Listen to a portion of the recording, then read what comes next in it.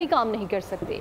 Street crime में इजाफा हो चुका है। जब तक मुल्जिमान अंदर नहीं होंगे, अवाम मुतमईन नहीं होंगे। हाफिज नईम रहमान की वज़ीर आला सिंध से मुलाकात के बाद मीडिया से गुफ्तगू, कहा कि इदारों में कब्जों का निज़ाम चल रहा है। वज़ीर आला सिंध ने कब्जा माफिया के खिलाफ इक़दाम की यकीन दहानी कराई।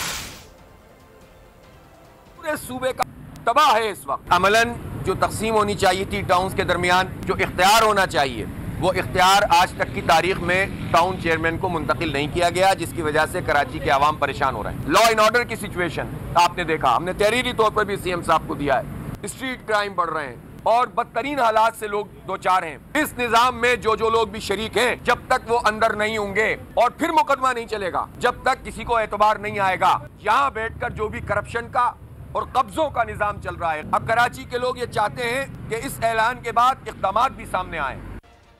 निगरान वज़ीर आज़म का 2 रोज़ा गिलगित बल्तिस्तान का